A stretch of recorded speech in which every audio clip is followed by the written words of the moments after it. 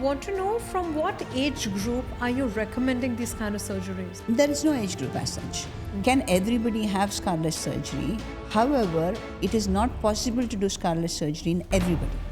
How is the healing process different from the regular surgery? The healing process for that major surgery remains the same. Now, with scarless surgery, there is no added pain at all of the skin incision. Only when the patient started telling me, "Doctor, what have you done? Have you done the surgery?" This is what they would tell me the next day. Sometimes you do feel, why all the struggle? You can just use your easiest method and you're already an expert in keyhole surgery.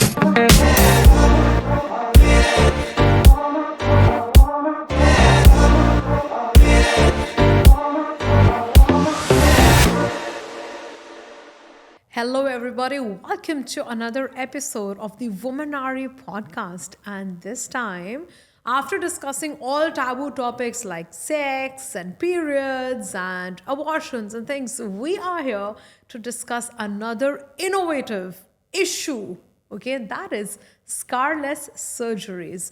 Now, why is it so important? What is it all about? We're going to be uncovering all those details with Dr. Usha. Welcome to the show, Doctor. Hi, thank you. Great. So, doctor, we've talked about a lot of stuff. We've talked about women health, care, and so on. A big part of women's health is these days is actually related to surgeries. And women are very skeptical about getting them done because they're too concerned if the scars would remain forever. And then that's how I think scarless surgeries have come about. Can you tell us a bit more about this? What is the surgery type? What is V-notes? Just bust all those questions for me. Okay. Yes. So traditionally, the surgeries were being done with what we used to call them open surgeries. Either they would get up and down cut along the abdomen, which would be really ghastly. Even now, sometimes we do have to give those cuts. But then we moved on to giving a bikini line cut where the scar would be so well hidden in the bikini line crease that it would be almost like unseen. Okay. And then came the laparoscopic surgeries, which are the keyhole surgeries, where we would make only small 1 centimeter cuts and they would kind of heal and would not be seen so clearly. Prominently, yeah. Yes. Now, the next step, the trend that has come through, I wouldn't call it the usual trend, I would call it the scientific or the medical trend, is the scarless surgery. Okay. Now, scarless surgery uses the body's orifices, okay, like your vagina or your anus. The God has already given us an orifice, and through which we can introduce the key telescope and perform a surgery. Okay. So I know it does sound a little, completely mind-boggling. very strange Very, kind very of a thing. strange. Yeah. So this came about long back actually. The surgeons started off putting a telescope through the mouth and through the esophagus, which is the food pipe, and then going through the stomach and actually making a puncture in the stomach, and then going into the abdominal cavity to do some surgery. Now, that sounds a little more invasive, although there might not be scars outside. You're going through some viscera. So it did not actually take off so well. But fortunately for us gynecologists, vagina is a very accessible organ. You don't have to really, do any gruesome invasion to do that.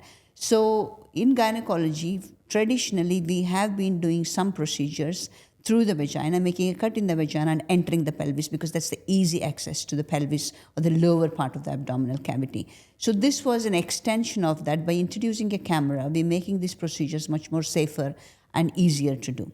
So this has been, in gynecology, I think has been there for a few years. It's been being done in European countries, even in UK, US, and also in India. UAE in 2022, I was the first one to introduce this V-notes. We call it, which is a vaginal natural orifice transluminal surgery. That is the That's expansion. the full form. Okay. Okay, so that sounds like very complicated. Yes. So I introduced that, and I'm at the moment currently I've done the maximum number of scarless surgeries. Wow, congratulations. So basically, the patients will not have any visible scars at all on their tummy. That's the beauty of it. So what kind of surgeries can be done scarless? all kinds of surgeries can be done scarless. So we start off with commonly some of the surgeries that we do in gynecology. I'm not talking about the pregnancy and childbirth and cesarean. I'm not talking about that. I'm talking about what we call purely gynecological, which deals with the uterus and the ovaries, that kind of a surgery. We do cysts in the ovary, which can be removed, which is being done at the moment by laparoscopic surgery or sometimes open surgery. Those can be done. We have the uterus removal itself, which can be done through the scarless mode. We can also do the fibroids, some of the fibroids, not all of them. That's a little more complicated to do it scarlessly. Currently, cancer surgeries, no. We're not able to do them. Considering that this thing is so new, and you've indeed been the pioneer in introducing it in the UAE, is it safe? Yes, it's absolutely safe. Okay. Now, the inside surgery, when people say scarless surgery or open surgery or laparoscopic surgery, people get confused about the surgery itself. Now, the surgery itself, whatever we are doing, whether we do it open or laparoscopic keyhole or scarless, the surgery, inside surgery is still going to be the same. If we are going to remove the uterus, the steps of removing the uterus are going to be exactly the same. If you're going to remove the cyst in the ovary, it's going to be the same. Except that the mode of entry, it's like you're trying to reach a destination. You want to reach somewhere, the destination is still the same. Whether you're going by flight or by train or bus, that's what is changing here. Of course. So it's only the route by which and what instruments we use to get in to do the surgery is different. Okay. So scarless surgery, when we do it, we are actually visualizing what we are doing under the telescope. So it is completely safe. And it does not mean that, it's some new trending technique, so it could have some risks involved in it. No, if you are having the surgery by a trained surgeon, then the risks are same as you would have it with any other surgery. Okay, understandable. Now I want to know, from what age group are you recommending these kind of surgeries? There is no age group as such. The indication for the surgery is there. If somebody who is 25 has an ovarian cyst, they can have it. If somebody who's 55 or 75 has an ovarian cyst, we can still do scarless. No, but considering you're obviously going through the vagina, there's indeed the hymen and so on. So yeah. So if they're not sexually active, yes, I get your point now, what you're trying to make. Yeah, if they're not sexually active, obviously we can't enter the vagina. Sure.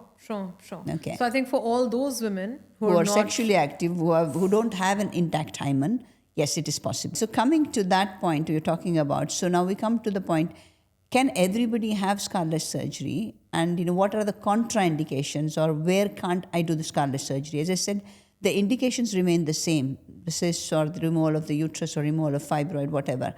However, it is not possible to do scarless surgery in everybody. Okay. For example, like you said, somebody has an intact hymen, we can't enter the vagina, obviously. And things like if they've had previous multiple surgeries, let's say multiple cesarean sections, we can still do scarless surgery, but entering the pelvic cavity from below might be much more difficult. So it may or may not be possible. So it comes under the category of, we give it a try. If we can safely enter, then we do it. If we can't, then things like endometriosis, which causes a lot of adhesions or things get stuck together in the pelvis due to endometriosis, inflammation. Those cases, it is very difficult to enter the pelvis from below. And you need during the entry itself, you need a good vision instead of, dissecting things which you can't see. So in those cases, yes, we don't operate them. It's actually, we call it endometriosis, is one of the contraindications for not doing this scarless procedure. Oh my goodness. My next question is, obviously when you do these kind of surgeries, how is the healing process different from the regular surgery? Like I said, the surgery is still the same. Okay. The healing process also remains the same. So no, there's slight difference. So the surgery is still the same. So you've had a major surgery inside. The healing process for that major surgery remains the same. So the pain quotient and the mobility, whatever is going to be. But having said that, when we cut tissues, as compared to when we cut skin, the pain is different. My goodness. Skin causes a lot of pain. Cutting the Indeed. skin causes a lot of pain. Yes. So this was the difference between the laparoscopic surgery and the traditional open cut surgery we used to do before. So if there was a big skin cut, the inside surgery would still be the same, but patients would hold their tummy and find it difficult to walk around, too much of pain, and recovery takes time, getting back to mobility, all that would be different. Sure. With laparoscopic surgery, that big cut was reduced to 4 small cuts and made a huge difference to kind of how they recovered and what the pain was. So the added pain of the skin incision got reduced with laparoscopic surgery. Indeed, I agree. Now with scarless surgery, there is no added pain at all of the skin incision. Right. And you will be surprised, and I myself being a doctor and being in this profession, doing so many surgeries, I would say, okay, fine, it is good to have it without scars, but I'm sure laparoscopic surgery scars are not that painful. I didn't realize the difference of the pain quotient between these two, the scarless and the laparoscopic surgery, the keyhole surgery. Only when the patient started telling me, doctor, what have you done? Have you done the surgery? This is what they would tell me the next day. And the very fact, the next day, they get up and stand up and want to go to the bathroom or move around, because there is no wound in the tummy, they don't feel like holding the tummy. They don't feel like bending down. Correct. They're walking around as if Normally, normal. yes. So that is a huge difference. And I'm surprised. I'm surprised actually. 100%. And almost all of the patients tell me this, doctor, this is like magic. That's exactly they feel like. I Right. don't even know that I've had a surgery inside. That's the kind of feel. So My it is goodness. different. is Even to my transformative, even to my understanding, I was not expecting that kind of a difference. So it makes it worthwhile, because when you are actually learning to do a new technique, however good a surgeon you are, there is a new technique and you want to translate that into your practice. It does have a little bit of a learning curve. In the beginning, yes, there's going to be a little bit of a struggle. You kind of spend a little more time than what you would be doing. So, for example, if you're going to do an open surgery, you can finish off the open surgery in 1 hour. The same thing if you're going to do a laparoscopic surgery as a beginner, a keyhole surgery, you will take 2 hours. Okay. And the same thing that you do a scarless surgery, again from the 1.5 hour, whatever, you take another half an hour, 45 minutes, 1 hour extra. Sometimes you do feel, why all the struggle? You can just use your easiest method, and you're already an expert in keyhole surgery. So why not just go and do and finish it off? What difference would it make? But when I see the patients recovering, I realize that it's worth the effort. Correct. Taking that extra hour or extra half an hour, which is only in the beginning. Once you start, getting good at it, all that becomes, immaterial. Indeed. So let's come to understanding. Is it only an aesthetic advantage, or are there any other advantages? I mean, we've talked about the pains and so on. Anything else that's an advantage of the scarless surgery? Yes, one is the aesthetic. Nowadays, people are really bothered, and we tend to wear clothes which does show off our tummy, Yes. and you want to look good. Apart from the scar actually being seen itself, which is not very acceptable by some people, the scar makes a dip in the abdomen, so that nice kind of a feel of the abdomen goes. If you have seen somebody who's had a cesarean section, you'll see the kind of the tummy going in like this and then coming out. So that dip is there. So it doesn't make you feel good. It is not just the scar. It is just the shape of the tummy which changes. Similarly, with the laparoscopic surgery as well, there might be sort of unevenness because of the scars. Now, this whole unevenness goes off. Your tummy will be a virgin tummy with no scars. Okay, so Wow. which is good. Yes. You're able to retain the shape and the look of it. Indeed. That is only a small part of the scarless surgery, very small part of it. From my medical perspective, that's a very small part of it. The second is the pain. As we spoke, the pain is very, very different compared to, really considerably less compared to the keyhole surgery or the open surgery. And the third thing is the faster recovery, because you don't have a skin incision on your tummy. You're able to move around and you are able to get back to your regular activities, which is a big advantage. And Correct. especially in this day and era, nobody wants to be lying down in the hospital bed or at home, in fact, doing nothing and recovering from this major surgery for a month or so. I agree. So everybody wants to get back on their feet and get on with their lives. So this kind of makes it faster recovery, faster back to your routine activities, faster back to work as well, which is an advantage. So it has multiple advantages. Very nice, very nice.